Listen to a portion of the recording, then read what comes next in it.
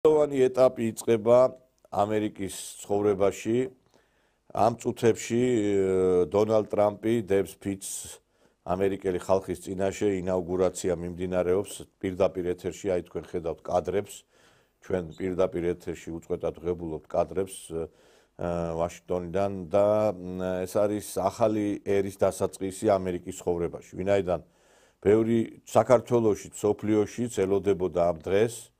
ძალიან დიდი მოლოდინი არსებობს, რომ გარკვეულწილად შეიცვლება პოლიტიკა ამერიკისა, არა მარტო საქართველოს მიმართ, არამედ იგივე რუსეთ-უკრაინის ომთან დაკავშირებითაც, იმიტომ რომ ბევრი ფიქრობს, რომ ამ ომს შეაჩერებს ტრამპი, მაგრამ სიმართლე რომ გითხრათ, ეს ცოტა არ იყოს არც თუ ისე ადვილი გასაკეთებელი იქნება ამის განხორციელება რეალურად ცხოვრებაში. დიდი მოლოდინია საქართველოსთან მიმართებითაც, ვინაიდან ჩვენ რაც ბაიდენის ადმინისტრაციის პერიოდში საქართველოს წეხი განიცადა, არ ვიცი ამას ვერც ერთი ესეთი წელში გამართული ქვეყანაც კი ვერ გაუძლებდა და მადლობა საქართველოს ხელისუფლებას იმისათვის, რომ აი ამ წნეხს გაუძლო. ჩვენ ვნახეთ არაერთი მცდელობა სახელმწიფო გადაეტრიალებისა. არაერთი მცდელობა. და რომ არა ის პოლიცია და ის შინაგან საქმეთა სამინისტროს მაღალი პროფესიონალიზმი დღეს რა თქმა უნდა ისინი მიზანს მიაღწევდნენ. და ყველაფერი ეს ხორციელდებოდა ვაშინგტონიდან, ამერიკის შეერთებული შტატებიდან, ისინი დირიჟორობდნენ ამ ყველაფერს. და როგორც იქნა ერთ-ერთ გაზეთში, როდესაც იყო დაწერილი, გახსოვთ, სააკაშვილი რო წავიდა, წაეთრა, წაშავდა, წაბნელდაო. აი სწორედ ესე ითქმის ბაიდენზე, წაეთრა, წაშავდა, წაბნელდა. იმიტომ რომ ეს ბნელი ადამიანი, რომელმაც ამერიკასაც კი პრობლემები შეუქმნა, მისი პრეზიდენტობის პერიოდში ამერიკის ეკონომიკამ საკმაოდ დიდი კრახი განიცადა. და დღეს მთელი მსოფლიო უყურებს უწყვეტად აი ამ კადრებს, რასაც ჩვენ ხედავთ ახლა ეთერში, რომ ძალიან მალე, ეხლა დღეიდან არა, მაგრამ რამდენიმე დღეში უკვე ნათელი გახდება ის მესიჯები, რომელიც უნდა ჩვენ ვიხილოთ ამერიკის შეერთებული შტატებიდან. მე მინდა რომ ეხლა განახოთ ეს ფიცის დადების ცერემონია მიმდინარეობს. ერთგულად შევასრულებ შეერთებული შტატების პრეზიდენტის თანამდებობას და ჩემი შესაძლებლობების ფარგლებში შევძლებ, რომ დავიცვა, შევასრულო, გაუფრთხილდე და დავიცვა შეერთებული შტატების კონსტიტუცია. გილოცავთ.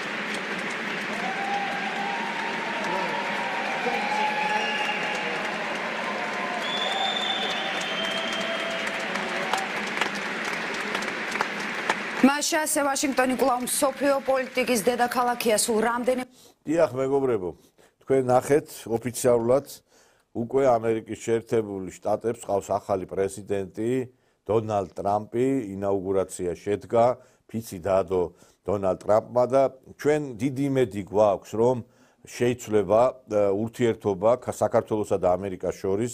აი ბევრი ტვინგაყინული ადამიანის კომენტარს ვკითხულობ თქვენ და თქვენც ალბათ ნახავდით. აი მაგალითად ელჩთან დაკავშირებით, როდესაც საუბრობენ იმის შესახებ, აი წინა ელჩი, რომელიც ხო კელი დეგნანი და აიო ტრამპი მოვიდაო და რა შეიცვალაო, ხედავთ თუ არაფერი არ შეიცვალა, უпрочет ბაიდენის რომ წააგო არჩევნები, ტრამპი ხო უკვე აირჩიეთ. იცით რა, როდესაც ბაიდენის მოსვლამდე ტრამპი იყო პრეზიდენტი, ჩვენ ვნახეთ, რომ ელჩი სხვაგვარად მოქმედებდა. ანუ კელი დეგნაზე მაქვს საუბარი და აგინებდნენ, ლანძღავდნენ კენი დეგნას ბოდიში და დედას აგინებდა გვარამია პირდაპირ ეთერში. და მთელი ოპოზიცია კელი დეგნას, რომ ბიძინა ივანიშვილის მოსყიდულიაო ამბობდნენ. და რა დღეში აგდებდნენ კელი დეგნას, რომ თავდასხმაც კი მოხდა პარლამენტში, მასზე რაღაც ერთი ამბები იყო იქ ატეხილი. როგორც კი მოვიდა ბაიდენი, იმ წუთასვე კელი დეგნანმა შეცვალა რიტორიკა და უკვე მისაღები გახდა ოპოზიციის და რიტორიკაც შეცვალა. ამიტომ აი, როდესაც ჩვენ ერთზე ვსაუბრობთ ელჩის პოზიციაზე, ელჩი განასახიერებს პრეზიდენტის პოზიციას. მე ვფიქრობ, რომ თუ კი ქართულ-ამერიკული ურთიერთობა შეიცვლება, აი ეს დღევანდელი ელჩი შეცვლის პოლიტიკას, იმიტომ რომ ელჩი თვითონ ხო არ მოქმედებს.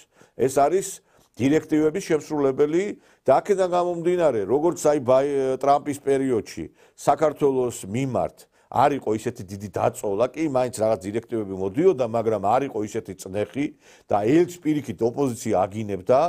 დღეს ვფიქრობ, რომ აი ბევრწილად განისაზღვრება ელჩის მოქმედებებიდან გამომდინარე წარმოჩინდება რა პოლიტიკას განსაზღვრავს ტრამპის ადმინისტრაცია საქართველოს მიმართ. მე ვფიქრობ, რომ გარკვეული ცვლილებები იქნება, ისეთი წნეხი არ იქნება, როგორიც ადრე იყო, იმიტომ რომ კარგად მოგეხსენება ტრამპი ამ LGBT თემის მიმართ, როგორი რადიკალურია, მან ფაქტობრივად განაცხადა კიდევაც, რომ ის დაფინანსება შეუწყვეტს ამ ორგანიზაციებს, რომლებიც ფინანსდებიან და აქედან გამომდინარე ჩვენთანაც შეიცვლება, იმიტომ რომ ყველაზე დიდი წნეხი საქართველოზე მოდის აი ამ ბაბუცა პატარაიებიდან და აი ამ NGO სექტორიდან, რომელსაც ხელში აქვს ჩაგდებული უდიდესი ლუკმა, რომელსაც იღებენ ამერიკის შეერთებული შტატებიდან საკმაოდ მსუყე დოლარების სახით. და მე ვფიქრობ, რომ აი მალე გადაწყდება ყველაფერი, მალე გაირკვევა ყველაფერი და არ ვიცი, მე მგონია, რომ გარკვეული გადატვირთვა მოხდება.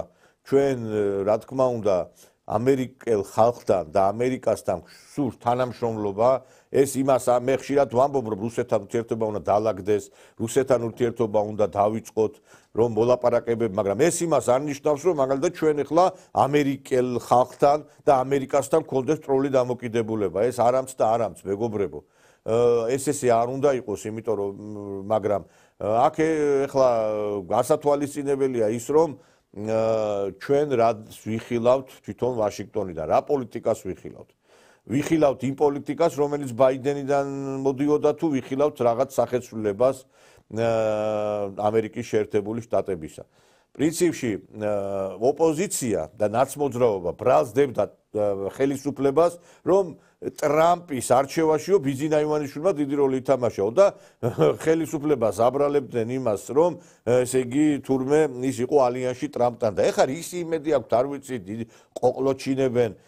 ეს ქალბატონი ჩავიდა იქა დღეს პირველი ნიუსი რაც გავიგე, თურმე ვიღაცა მოდელიური ვინც არის, ანუ ეს კაბებს ვინ კერავს, ინგოროყვას შეკერილი კაბით წავიდაო იმაშიო.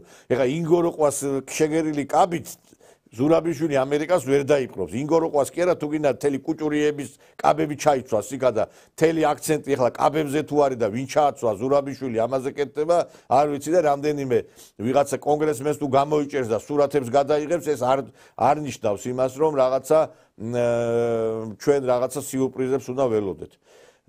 აქედან გამომდინარე, მე ვფიქრობ, რომ იქნება ალბათ ძალიან მალე ოფიციალური პოზიცია ამერიკიდან თუ რა პოლიტიკა იქნება. მე დარწმუნებული ვარ, არჩევნების, ხელახალი არჩევნების მოთხოვნა არ იქნება ამერიკის შეერთებული შტატებიდან და ამის თქმის საფუძველს მაძლევს ის, რომ მე ნახე განცხადებები ძალიან ბევრი ევროპული ქვეყნისა, რომლებიც საკმაოდ უკარგ ურთიერთობაში არიან ტრამპთან. ეს არის სლოვაკეთის ხელისუფლება, ეს არის უგრეთის ხელისუფლება და ასევე მე ვიხილე აზერბაიჯანის პრეზიდენტის ილხამ ალიევის განცხადება, რომელიც ძალიან მნიშვნელოვანი იყო, მე ვფიქრობ და აი ეხლა ამ განცხადებიდან ბევრწილად მიხვდებით საერთოდ რაზეა საუბარი. მე აქ მინდა დავამატო, რომ თქვენი პარტიის წარმატება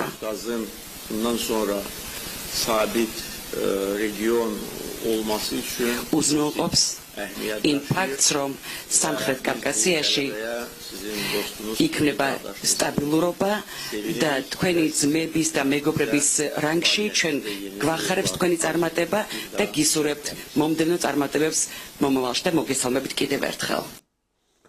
ეს გააკეთა ილხამ ალიევმა ეს განცხადება ბაქოში, როდესაც ხდებოდა ის პრემიერს ირაკლი კობახიძეს. ანუ მან თქვა, რომ ქართული ოცნების ხელისუფლებაში ყოფნა ეს არის სტაბილურობის მომტანი რეგიონისათვის.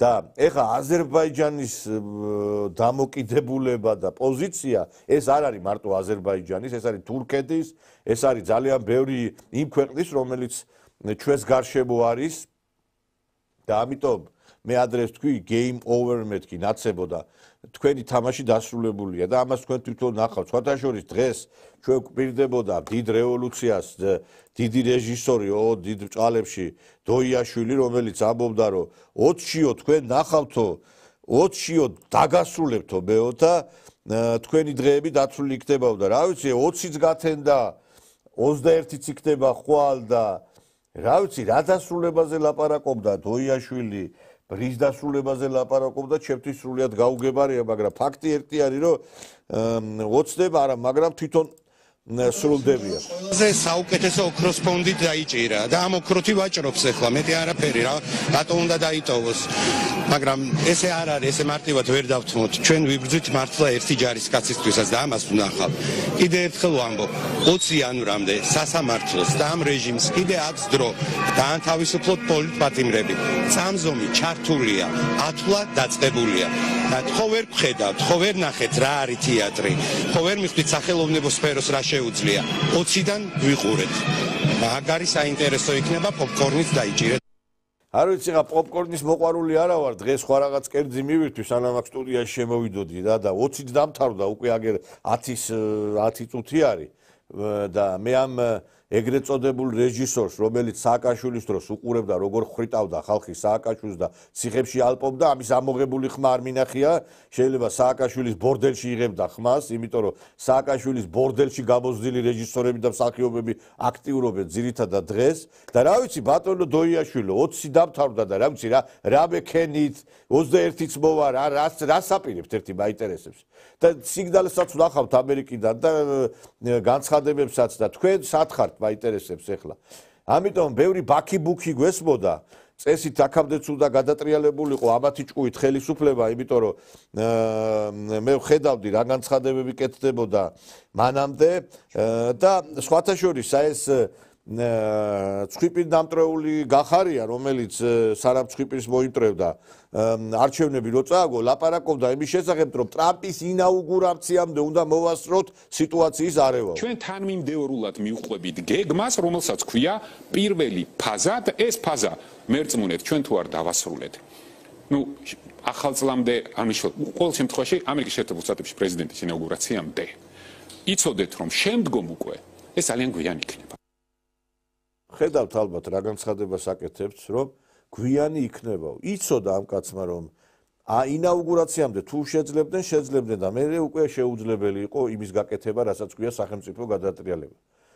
ეხლა ამ კაცმა როგორ დაამთავრა შერატონში თავისი პოლიტიკური მოღვაწეობა, კიდევ ერთხელ ვიმეორებ, არა ყოველგვარი ძალადობის წინააღმდეგი ვარ, არავის ცემა არ მიყვარს და არც მივესალმები, მაგრამ კაცმა თვითონ დაიწყო ჭუბი და ეხლა სამწუხაროდ საქართველოში ვიღაცას გონია, რომ შეურაცხყოფა გინება უნდა აიტანო და ერთ ეხლა ქრისტიანულად კი ესეა, ეხლა ერთ ცილას რო სახეში ერთ ცილას რო გაგაწნავენო, მეორე მიუშვირეო, მაგრამ ისიც ნათქვამია ღორებს მარგალიტებს თუ დაუყრიო, ხო? და ამ ღორებს მარგალიტებს არ დაუყრით არავინ. და რაც მიიღო გახარია, მეს იყო დამსახურება სახეში გააწნა იქ რაღაცა პლასმასის ჭიქა ყავით იმ რა ქვია თიტო სამხარაძეს და ალბათ ეხა უკვე საუბარი არის იმაზე, რომ UFC-ს მორიგ შეჯიბრებაში შეიძლება სამხარაძე გამოვიდეს კამერისთვის ბრძოლაში, ისეთი დარტყმა განახორციელა მან რომ არ ვიცი შეიძლება დვალიშვილი იქით იყოს და სამხარაძე ვიხილოთ UFC-ს კამერისთვის ბრძოლაში. სხვათა შორის რახან დვალიშვილზე მიდგა საუბარი გუშინ იყო ბრძოლა, რომელშიც ძალიან დიდი სიამოვნება მივიღეთ. სხვათა შორის ბევრს გაუკვირდა ჩემი პოზიცია, რომ მე მიულოცე დვალიშვილს და ვთქვი, რომ ძალიან კარგი და ძალიან შესანიშნავი გამარჯვება მოიპო. იცით რა არის მეგობრებო? ჩვენ რაღაცმა პირადმა ბოღმამ და შურმა და ღვარძმა არ უნდა დაგვავიწყოს ჩვენი სამშობლო. იცით რა, მე ძალიან გული მეტკინა და ძალიან კაცრი შეფასებაც გავაკეთე მე ამ მერაბ დვალიშვილის მიმართ. მაგრამ ეს კაცი საქართველოს სახელით გამოდიოდა იქ და იმ მისმა მოწინააღმდეგემ შეურაცხყოფა მიაყენა დვალიშვილსაც და ქართველებსაც მიაყენა, ვინცო დვალიშვილს უჭერს ხარს, დვალიშვილი ქათამი არისო და ვინც მას უჭერსო ხარსო, ისო ქათმები არისო. ანუ ქართველებზე თქვა ამ კაცმა. და კარგადაც დაიზილა და დაინაყა ცხვირპირი გუშინ რა. და მე მართლა დიდი სიამოვნება მივიღე იმით, რომ საქართველოს სახელი და საქართველოს დროშა ამ კაცმა აწია.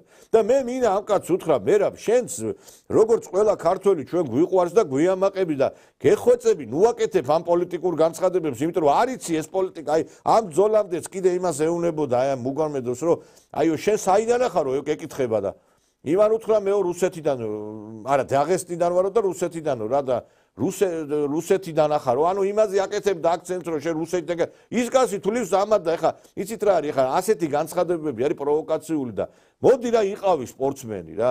სპორტსმენი ხელოვანი, რომელიც უკვე აი ამ სპორტს და ხელოვნებას ცილდება, ეს გავს აი იმ გეც, რომელიც ამოვა ტბიდან და როგორც ცუდი სანახავია თქვენს კარგად. წყალში რომ არის ძალიან ლამაზი არის. მაგრამ აი ბოტეტა ფეხებით რომ დააბიჯებს იქა იმიდან რა ქვია, იმ ბალახზე, ეს უკვე არ არის სასიამოვნო სანახავი. ამიტომ მოდით რა, ძალიან გვიყვარხართ. ძალიან გაფასებთ. და არ გინათ რა პოლიტიკაში ჩარევა, არიცით ეს პოლიტიკა და მით უმეტეს მე ხალხსაც იმაშვებით, რა ქვია, ინტერებ და კიდევ ერთხელ მე მინდა მიულოცო მერაბს, აი მართლა კარგი ბრძოლა იყო და აი მართლა გამოავლინა ამ კაცმა, წაგებული ქონდა, მე 3 რაუნდი თუ 2 რაუნდი წააგო და ბოლო 3 რაუნდი რომ მოიგო, მაგითი მოიგო ეს ბრძოლა და არ ვიცი, დიდი მე მაგალითად ძალიან მოხარული და ამიტომ ქართველებო ერთ რამეს გეტყვით რა. ეს განცხადება სხვა არის, მაგრამ ეხა მე მაგალითად ომში რომ მიდიოდა მეფე რა, იმას ხო არ უნდა გაგვეხსენებინა ჩვენ რომ იმან რაღაცა ცუდი ვიღაცას გაუკეთა. ომია ისიც რაც ჩვენ ვიხილეთ, ვის ბრძოლა. ეხა საქართველოს ნაკრებში თამაშობს ქოჩორაშვილი. და ის კაცი გამოდის და ამ ნაცებს უჭერს ხარს და რა ვქნათ ეხლა ჩვენ საქართველოს ნაკრებს არ უგულშემატკივროთ? არ უკომაგოთ? გასაგებია ადამიანები რო ცდებიან ეს არ ნიშნავს იმას რომ ჩვენ ქვეყანაზე უნდა ვთქვა თუ არ. იმედია მერაბ დვალიშვილი ჭკუას ისწავლის აი ამ განცხადებებიდან გამომდინარე და აღარ გააკეთებს ეს განცხადებები, თავის საქმეს მიხედავს და თავის საქმეს კარგად აკეთებს ეს კაცი და ამიტომ მოდი რა მერაბ მიყევი და ძალიან პატივს აქცევთ აი ამ ბრძოლებიდან გამომდინარე ძალიან გვიყვარხარ. მართლა პატივს აქცევ და მე ისა ბევრი ადამიანი წავშალებ ჩემი სოციალური ქსელიდან რომ დამიწყეს და შენ როგორ ესო იმას უპირისპირდება რაღაცა სტალინსო და ამიტომ როგორ უკომაგებ. დიახ მეგობრებო, აი ესე უკომაგებ. საქართველოს სახელით ვინც გამოვა, ყველას უკომაგებ. და მე რომ დამთავრდება და კიდე რაღაც სიტყვის, მე მოვთხოვ პასუხს, მაგრამ საქართველოზე მაღლა არაფერი არ დგას. და აქედან გამომდინარე ბოღმის ბუკეტები ნუიქნებით, კიდე ზოგიერთები რა. და მე ერთი რამე მინდა ვთქვა, რომ ნუ ეხა ისე პოლიტიკას მინდა დაუბრუნდე, ვერც გახარიას, ვერც ნაცების იმედები ვერ გამართლდა მეგობრებო და მე დარწმუნებული ვარ, რომ შემდგომი ნაბიჯებიც ამერიკის შეერთებული შტატების მხრიდან არ იქნება ისეთი, რომ ჩვენი ქვეყანა დაზარალდეს. მე არ ველოდები იმას, რომ ეხლა ამერიკა მწვანე შუქს აუნთებს საქართველოს, მიდი და დაელაპარაკეთ რუსებთანო, არ იქნება ესე ადვილი ურთიერთობა. მე არ ვთვლი, რომ ეხლა ამერიკა სულ კარდლაშ მისცემს ხელისუფლებას, იქნება ძალიან მძიმე პერიოდებიც, მაგრამ აი ეს წნეხი, ის რაღაცა საშინელი დემარში, რომელიც იყო ბაიდენის ადმინისტრაციის და აი ეს მოიხსნება, თორემ რა თქმა უნდა, ეხლა აიოლი არც ეხლა იქნება ურთიერთობა და არავის არ უთქვია, რომ ეხლა ტრამპი გამოვა და იტყვის, რომ მიდი ჩადით მოსკოვში და დაელაპარაკეთ პუტინს. მე არ ველოდები ამას, ასეთ რაღაცებს. მაგრამ რაღაცა ცვლილებები იქნება, რომელიც შეიძლება ჩვენი ქვეყნისთვის სასიკეთო იყოს. მე ამაში დარწმუნებული ვარ.